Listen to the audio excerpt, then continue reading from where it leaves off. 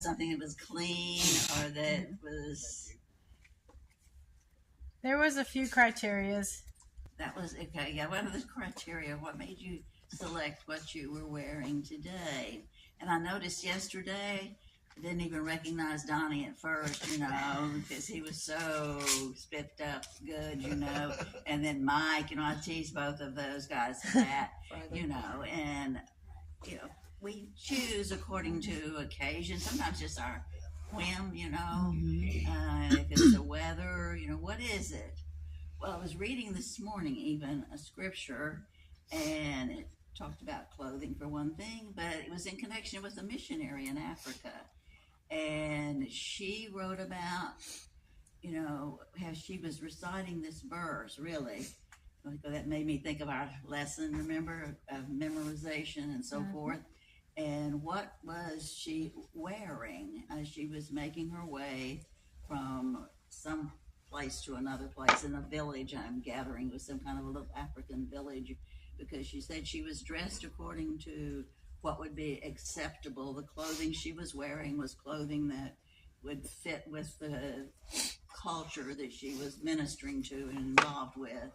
But the scripture, if you will find Colossians chapter 3, and we're going to read her scripture and think about, because we're searching, remember, still for peace, and we're avoiding stress as much as we can, which we know is definitely a part of our environment, part of what we have to deal with. But in Colossians chapter 3,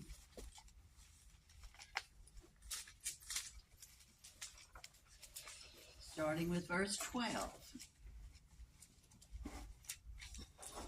it says, "Therefore, as God's chosen people, holy and dearly loved, clothe," there's our word, "clothe yourselves with compassion, kindness, humility, gentleness, and patience.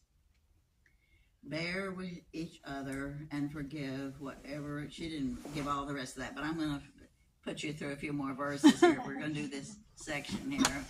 But she was talking to herself that she was going clothed in these things. She was clothed in compassion, kindness, humility, gentleness, and patience, rather than disappointment and discouragement, etc.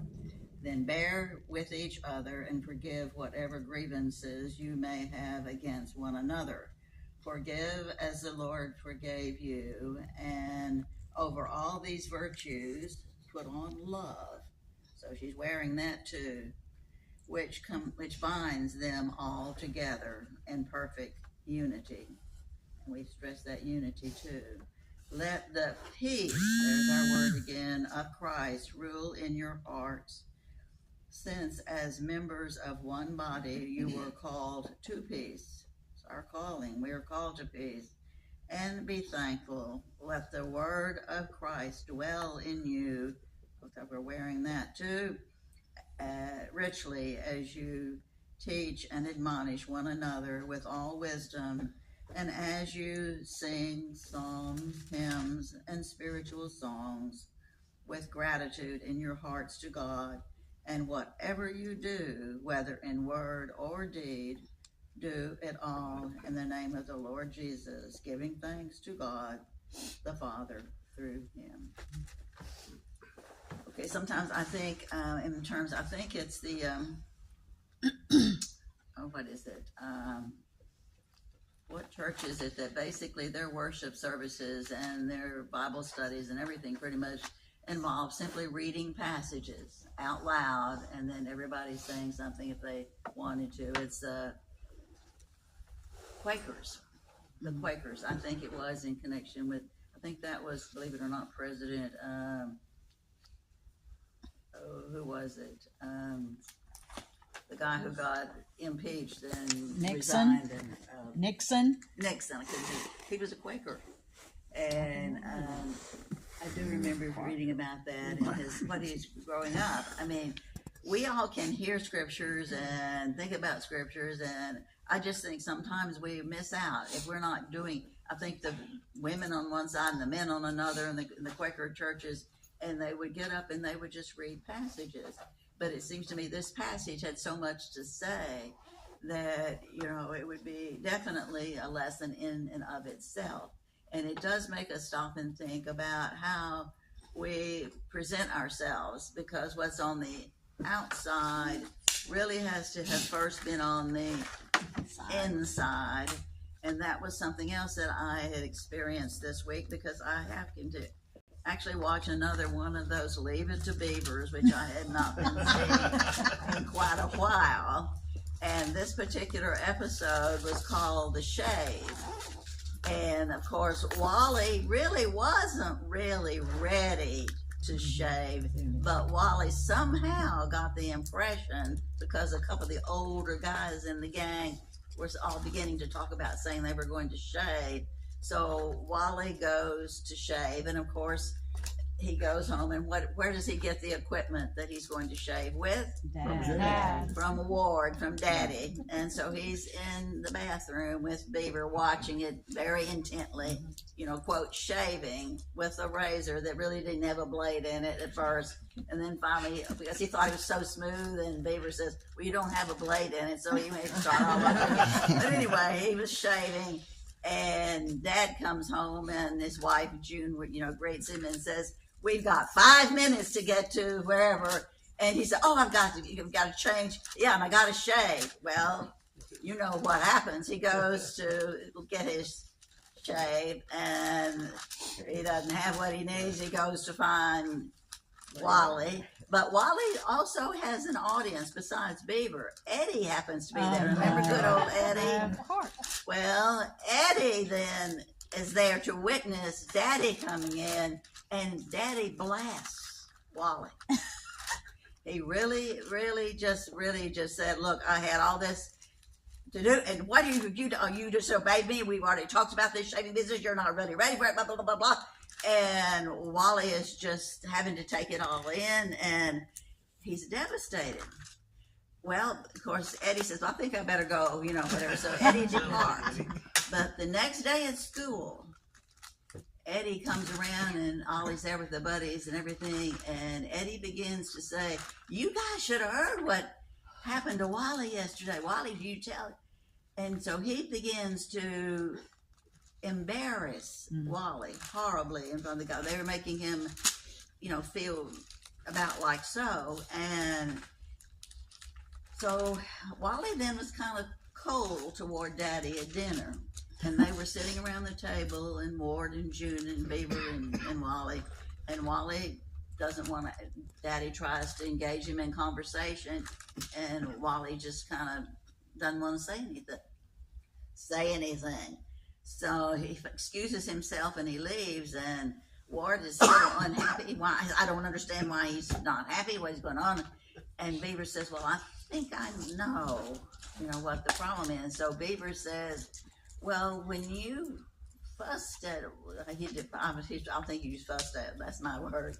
But whenever you blasted him, your son, when you said that to Wally, that the guys are really giving him a hard time now, and calling him, baby face, I can't remember now what all the expressions were, what they were saying. And the wonderful thing here is Beaver tells his dad, and Ward Cleaver, as the dad, realizes, hey, I blew it. Because Beaver says, you said all of that to him, which you should have said to him, but you said it in front of Eddie being there. And Ward says, we make mistakes, even parents, sometimes. The wrong thing, I did the wrong thing, I shouldn't have done that. And so the next thing you know, Wally and the guys all need haircuts and so forth. They're in the barber shop, and Wally's there getting his hair cut, and he didn't care how they did, because he's just really so still down and despondent, and the guys are all talking and laughing and so forth. And Ward comes in, he's going to have to pick him up from coming home, and all of a sudden the barber says something to Wally about, hey, I think we better do a shave too or something. And the guys all look, what? He's not ready to shave. And what do you think, Ward? And Ward looks at Wally and says, yeah, maybe he really should need a little shave or whatever. So they give him a shave. And all the guys are just, their jaws are dropping and they're watching all of this. And then at the end, of course, later at home, Wally comes to his dad and he says, I know what you did, because he knew that his dad had put the barber up to doing this to put him back in good with his buddies or whatever. And Ward says, well, and he kind of nodded, yeah, he had done it. It was his fault. He said, but I want you to know something, son. He said, being a man is more than being one who can shave. Mm-hmm. It's what's on the man, on the end that matters. That's what this is all about that we were talking about here. That you've got to become a man on the inside. Yeah, you're going to be shaving someday, and it's not fun. And once you start, you know, whatever, he tries to let him know some of the truths involved in all of that. And Wally understood the lesson that he needed to work on becoming the man on the inside. And that's what all these lessons about peace and stress have really been about. Because if we can work on what's inside of us, whatever's going on around the outside of us is going to be incidental. I mean, it's not going to go away. It's not going to go away. But we will be able to deal with it. So with that in mind, we can start our kind of our lesson in a way. I do want you to write on your paper there somewhere though, Proverbs 25, 2a, the first half of Proverbs 25, 2. And it says, it is the glory of God to conceal a matter. That's what that says. It's the glory of God. We're emphasizing the word glory. It's the glory of God to conceal a matter. I didn't particularly like that in a way, because what's that saying? That God hides things from us. He doesn't want us to know this or that or the other sometimes. We're going to be talking about that and about that word glory in 2 Sundays. Not next Sunday, but the next Sunday. So Kim, we need to sing something about glory on that Sunday. Okay. To God be the glory. We're going to about glory, and to the glory of God sometimes conceals a matter. So keep that verse in mind. Let that one be going over in your mind, because it seems like since I started working on that lesson, I've got to work ahead of y'all. You understand that, don't you? So I had done a couple of those this last week, and that word glory is everywhere. So I want you to be thinking about that. And then I did find that one verse. So, okay, we're ready then to look at the introduction here on your sheet. We are seeking and pursuing, and remember that is an ongoing process. We do not stop. It never, ever ends. We're seeking peace in all kinds of situations, whether it's our work, home, whatever. And there are habits that we can practice that have proven helpful. And many of these ways are what we call common sense. And there are things that you may already be doing, but perhaps there might be one list on this list here that you have neglected, or that you need to revive, or that it might be something you just need to adopt that you have not been doing at all. So just think about that. There's some of the ones that we talked about actually previously, remember, when we talked about making ourselves available, making the effort to do what we can to help situations, or if we're giving our all our heart to whatever it is that we've been called upon to do, and so forth. But in this list here, we find that we're encouraged to operate in time blocks. And Psalm 90, verse 12 says, to teach us to number our days. How? Aright. So looking at this, where David asked God to teach us to number our days right. In other words, evidently we can number our days wrong. So number our days aright, which means that we're making wise use of Time. time. Wise use of time. And one of the ones that we had before that was listed was being a good Steward. time person, not a time waster. Remember that when we talked about being a waster of time? So are you making wise use of your time, and operating in time blocks is a wise use? Anybody want to talk about this one about time though? Do you have trouble with time? Do you waste time? Oh, Not yeah. enough of it. It just disappears Yeah. really fast. Okay. So we are supposed to become managers of our pressure before it manages us. So if we commit to a schedule for those tasks that we know must be done and stick to it, then we can help make the situation better. So blocked time helps us escape the thief of time. And what's the thief of time? Is it procrastination? Yes, ma'am. Procrastination. I mean, I know Anybody that. guilty of putting something off? Oh, yeah. Yes. I really know that I need to do. Yes. I don't even want to think about that, but yes, I know I really need to do this, and I've got such a long list that it's really, kind of sad sometimes. But those lists help. Mhm. And that's what we go to the next point, really, which is to plan your works. So at the end of a week, it suggests here, I don't know whether you do it at the end of a week. Actually, I would sometimes try to do it like on a daily basis, perhaps. But at the end of a week, you can kind of think sort of ahead, because if you check, your calendar and you know certain things that are really going to be coming up in the middle of the week or whatever, then you might have to plan around those things. So anyway, you need to actually make lists, if possible, do that. It can become very overwhelming, but you need to begin to, Prioritize? that's exactly the word I use, prioritize. I don't know what you said, Leslie, Plan. but I said Plan. plan, but yeah, to prioritize them though. You make your list and you realize maybe the third item you listed really should be what you do first. And I know that they made us do something like that sometimes in some of these education things that I went to 1,000 years ago. Thank goodness.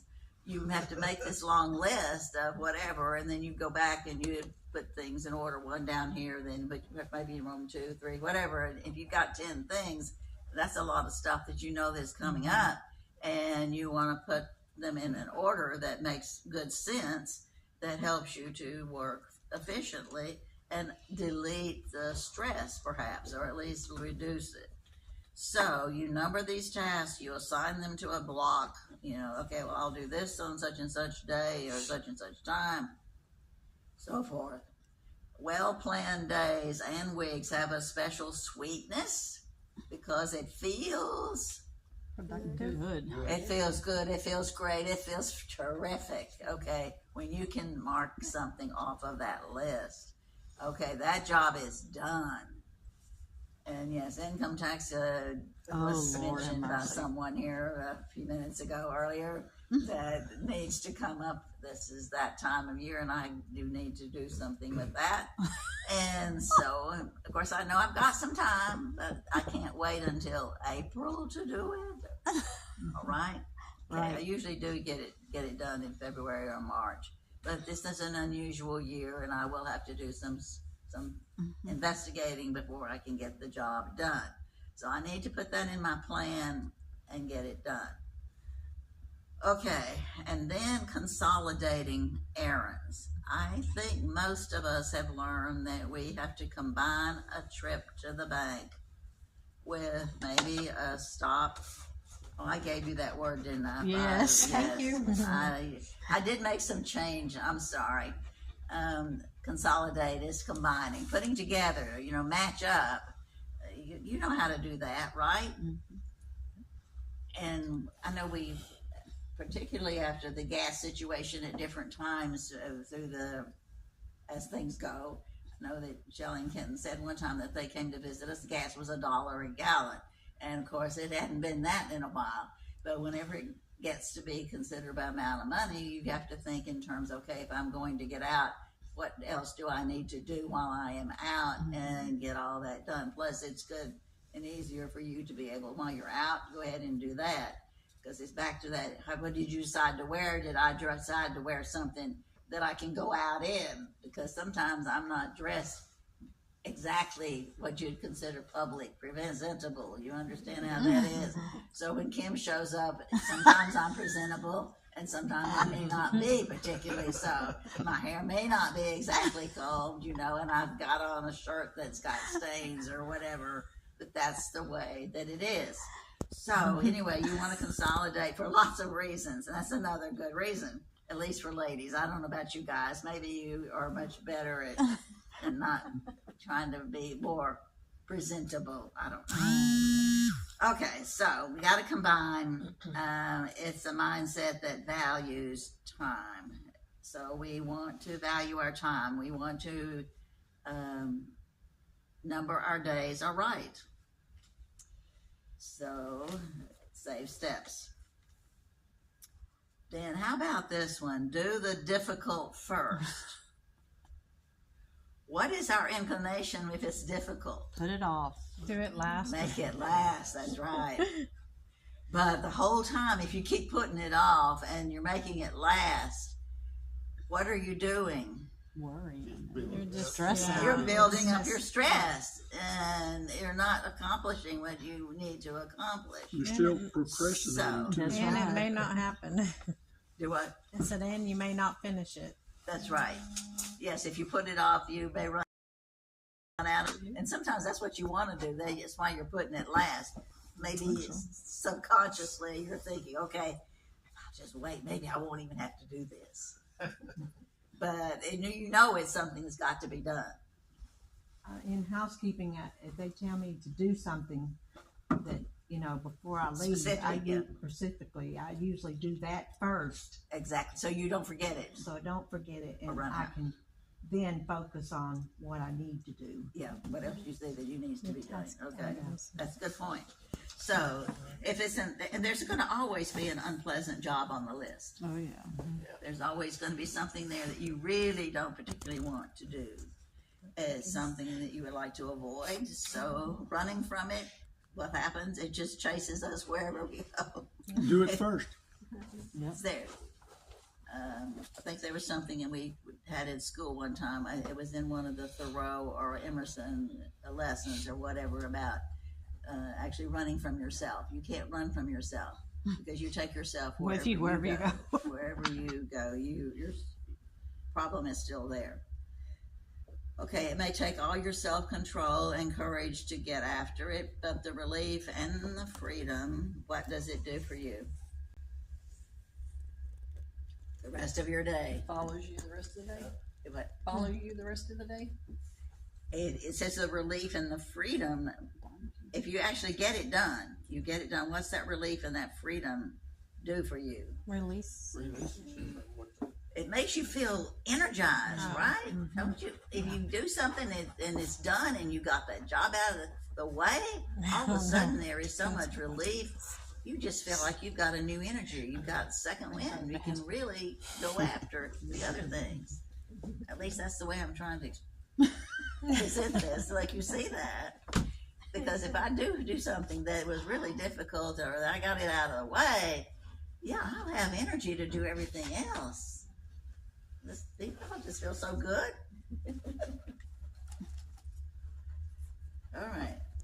All right, and then, I don't know about you, but I love this one on leave space for Murphy.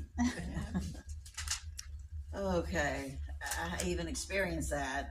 Okay, so handling your responsibilities provides the calm needed when Murphy shows up. What is Murphy's Law? Anything that can go wrong will go wrong. Anything that can go wrong will go wrong. Example, you know you've got an appointment at the doctor's office, say at 9 o'clock, and you're planning to leave at, say, 8:30 or whatever, so because you're going to go. So you wait until 8:30 to leave. before you actually determine whether or not you know where your keys are. Because you can't go if you don't have the keys. Okay, so I one day this last week, I was ready to go somewhere and do something. I really didn't have an appointment, but I had in my mind that I was leaving at a certain time, and I went to go, and I had everything ready, had my purse, whatever, and I went to get the keys, which I keep over by my lamp there by the table. No keys. This was Thursday morning, by the way, this last week, and I wanted to go to the store. I wanted to go get that job done and get back. The keys weren't there. I hadn't used the keys since last Sunday because I had been home all that time from Sunday after church until Thursday morning. So I hadn't left the house. Keys weren't there, and I wanted to go. I was ready. There were no keys. And I thought about it. I've just written this lesson about Murphy. So, okay, it went wrong. If I really had an appointment or something somewhere, you know how it is. So, okay, what did I wear to church last Sunday? Because I'm bad about leaving things in my pockets. Mm-hmm. And so I was trying to remember what on earth. That's 4 or 5 days. I can't remember that far back. Amen. I don't remember what I did 5 minutes ago sometimes. So what did I do? Well, I finally remembered what oh, that's right. I remember that's what I had on. So I went and I found my pants. Sure enough, that's where my keys were. Thank you, Lord. Okay. Mm-hmm. So I could go ahead and go and do what I needed to do. But if I'd had to keep on searching and searching, but sometimes I am wandering from room to room looking for whatever it was that I know that I had, like your phone maybe sometimes, because I'm not good about keeping it just exactly where it should be all the time either. Okay, so we'll continue here. So busy people who overschedule act as if they've never heard of Murphy. In other words, they don't have to allow for any extra time. So something unexpected that comes up can start what kind of effect? Downward. Domino. The domino effect. What does that mean? Whatever he's going, It just keeps on. it'll go from one person to the other until he goes all the way around the world, so to speak. It's going to affect everybody, which makes everyone T for tense. Yes, very tense, very stressed, very tense. You know, what's he going to hit next? You become tense. So plan your day with some time that's unscheduled, because Murphy can work even when we underestimate. This calls for anticipating a problem before it happens. So now I am beginning to learn, okay, I better look and make sure, I'm trying to make myself put the keys where they need to be or whatever. So you want to give yourself time. Sometimes be able to work around that. I've got plenty of extra time so that you don't fail to meet what you have to meet. And then we come to rely on eagle power. Eagle power. There are times when all of us seem to reach our limit. No energy left. I think that we had some emails about that recently, didn't we? And I certainly have experienced that plenty of times. The energy just isn't there. But Isaiah wrote, tells us that fatigue at the end of a God-honoring day can bring on a very special power. And the verse reads, those who hope in the Lord will renew their strength. Those who hope in the Lord will renew their strength. They will Mount up. Okay, Soar. soar or mount. Yes, they soar on wings like eagles. It will seem you can almost fly in a supernatural surge of second wind. You'll mount up in wings on wings like eagles. And Shelley at one point had done a Snoopy cartoon, and Snoopy of course is a beagle, and she had fixed Snoopy with his ears, like an eagle wings or whatever, and she had that verse in a room. This was when she was in high school, I think her junior year or something, But you mount up on wings like beagles, you know. She can remember it that way, and that verse was meaningful to her, and I've always loved that verse as well. It's very special, it seems like, and we do need that extra burst of energy and power. Sometimes it just gets to that point. We have to rely on that whenever we've been exhausted. You've had all kinds of things going on, and you just have to get strength from somewhere, and that's what you can depend upon the Lord to give you that strength. And then capturing your environment. Whatever personal prison has you captive, you're supposed to capture it. If it's got you captured, you capture it. So you had that piece from Acts to read about Paul and Silas, and they were actually in prison, but they were not imprisoned. Okay? They're there, just like Thoreau, when he was in jail, said that he was there, but his mind and his spirit was out floating around other places, but not in that particular jail with the bar in front of them. So Paul and Silas were free spirits, even though they were, quote, in prison. And then likewise, the Jews, when they were in captivity in Babylon, were told to seek the peace and prosperity of the city where I carried. who carried them there? God carried them to this place. I said, So how did Paul and Silas end up in prison? Did God let them get there? He sure did. So they were in prison because of God. These Jews were carried off into captivity into Babylon because God carried them there. But they were finding peace even in that environment. So even in the job you might be in, those of you who are still working or got your job, in a sense holds you captive, but you find peace and prosperity or whatever in whatever that circumstance might be. And then finally, we are to cultivate flexibility. Consider your plan A, until God gives you another plan. Okay, you consider your plan A until God lets you know I've got a better plan. In Proverbs 16:9, it says, in his heart a single individual can plan his own course, but the Lord does what? Well, the Lord determines. The Lord is the one who actually orders the steps. It's going to be the Lord's timing and the Lord's method and the Lord's order. And sometimes when we make our plan, we already have in mind exactly how we're going to go about it and what we're planning to do and that sort of thing. But we have to be aware that it can change, okay? So we could fight that change, or wisely we could relax and enjoy the ride.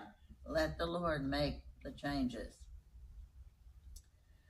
To be inflexible is to invite chaos, stress. That's our word, stress. yes, our stress. Peace versus stress again. So to be inflexible is to invite stress, but to be flexible is to invite peace.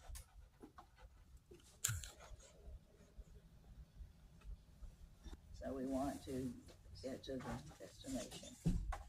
And then the bottom line, just as a reminder to all of us, that we need to practice those centers, practice that he is present with us, and that he wants us to observe a Sabbath where we worship and we rest in him, get our energy rejuvenated. We are to huddle with one another. We are to develop our personal support with our Bible studies and memorization and meditations.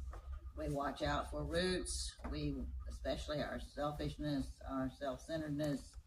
We create those tattoos or marks of the memories in our heart. Keep making sure the things that we want to remember that are supposed to be the focus are there in our heart. And develop these different habits, these little strategies and things that lead us to peace.